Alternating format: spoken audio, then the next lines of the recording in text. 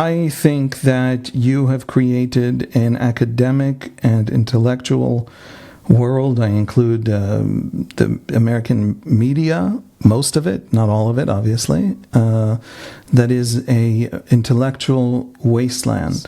And it is empty and deeply uncurious and convinced everything. It knows everything about everything. It's a religion whose only question is, how should I think morally about this, and not, first, how do I understand it analytically? Even the white part, if take white European Jews of Israel, they conflate them with American Jews and don't understand that American Jews and Ashkenazi Israeli Jews have had the opposite 20th century. American Jews didn't go through the 20th century because they lived in America and were saved by America. But in 1921, Congress closed America's doors with the Emergency Quota Act, and all the rest of the Jews that didn't make it in either died or became Israelis. So leave out for a second the Mizrachim. Just the Ashkenazim were literally the last living Jew in the Eastern Hemisphere. What the hell is an anti-Zionist? What's the argument? The argument is what? 7 more million Jews should be dead? We should never have survived? Say it out loud. Or is your argument that there should have been other places we could go when we were fleeing? I agree. There should have been other places. If that's anti-Zionism, is the argument that Jews should have had other options other than Zionism in the 20th century, I'm an anti-Zionist. If that's what anti-Zionism is, it's a goddamn shame that they didn't. Here's the thing. That's a complaint you can take to every human alive except the Israeli Jew. Because every human alive except the Israeli Jew didn't let the Israeli Jews go anywhere else.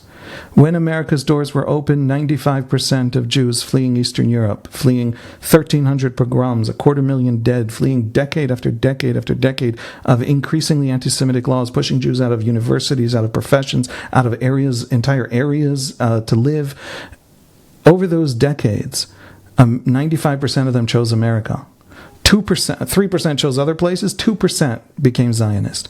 It was when the doors shut to everywhere else on earth, America, Canada, Britain, Australia, Brazil, Argentina, France, who didn't pass a quota for immigration at the time. Canada's was 0, a flat 0. It's easy to remember. It's really convenient. Those are the Jews who became Israelis. So, the scale of ignorance, just profound ignorance, is shocking. And the fact is, you should be worried about this war. You should be worried about all the wars. There are thousands of dead kids in Gaza.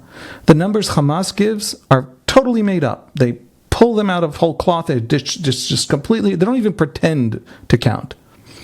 But even the best case Israeli numbers, the best case for Israel, the lowest possible death toll for Israel in this moral popularity contest, we're talking about 4,000 dead kids. In other words, there's no question that Gaza should be on the agenda. And it should be moral, and you should be skeptical, and you should come to Israel with demands. But they're amazingly uncurious people who are doing this. I come to them and I say to them, my complaint to you isn't that you're anti-Israel. I had this conversation with some New York Times people. It's that you're uncurious. Right? The part of Hamas that crossed the border on October 7 was trained, funded, and prepared for October 7 by Iran. Iran is a country that has no border with Israel and absolutely no interests in Israel. So why is it spending a double-digit percentage of its GDP on destroying Israel?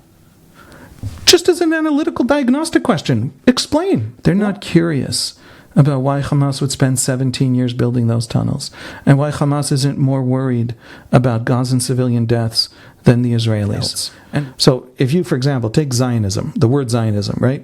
If it has an adjective, it's fake. And what do I mean by fake? I mean my favorite people. I mean my parents and parents-in-law and wife all believe in one version of Zionism that I consider fake. They're okay with this. We've had these debates.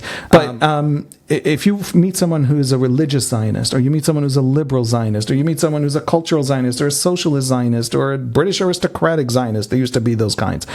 All these different Zionisms that have an adjective are different elites attempting to interpret the actual lived social history, the lived historical experience of millions of refugees.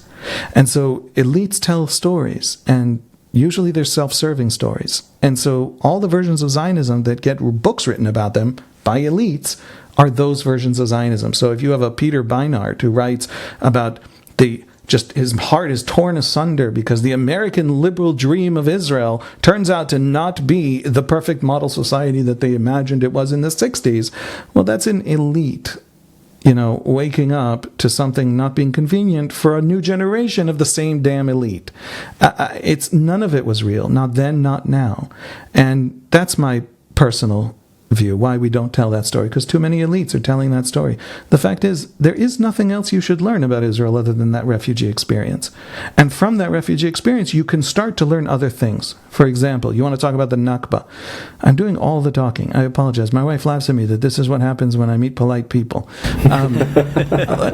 On college campuses, there's this discourse about the Nakba, the disaster that is the 1948 displacement of Palestinians, that is the Palestinians, sort of the founding anchor of their story.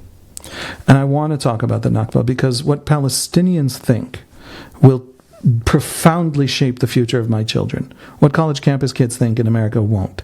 And so I want to talk about the Nakba more than they do. Here's the problem. The total death toll of the Nakba is about 8,000 dead, which is a tragedy and it's terrible. It's also the 1940s, with respect. The Palestinian official number is something like 13,000.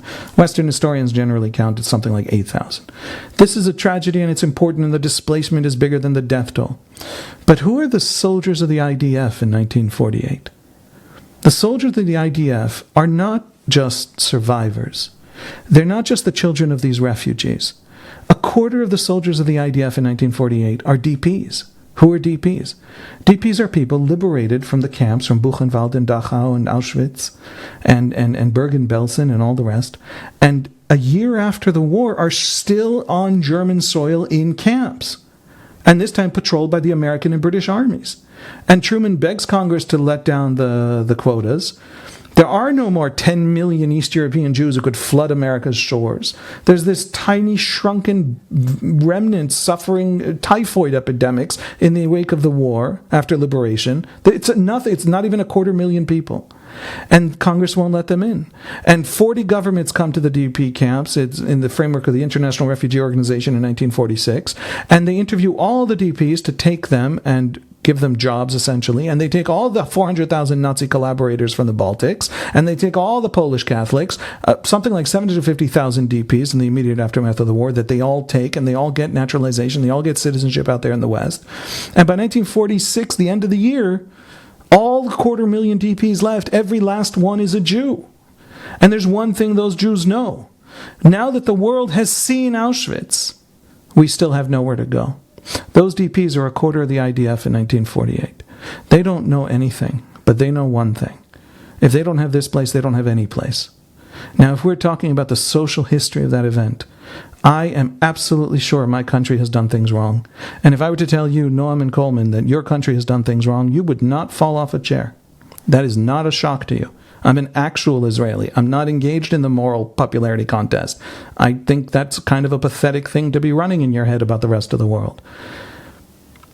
But if you don't know the basic social history of real people and their lived experience of the millions, you will not understand anything happening. There's even polls of these people, of the Israelis of 1948, about the fleeing Palestinian refugees. And these polls by the Haganah, Derek Penzlar of Harvard put me onto these polls. I didn't know about them before. This is not knowledge that is impossible to acquire. We just have to put it together. There was a lot of sympathy. And also the one crystal clear understanding that we need this place or we die. And the only thing left in American Jewish memory of that experience of the hundreds of thousands of dead and the millions of fleeing is Fiddler. There's nothing left.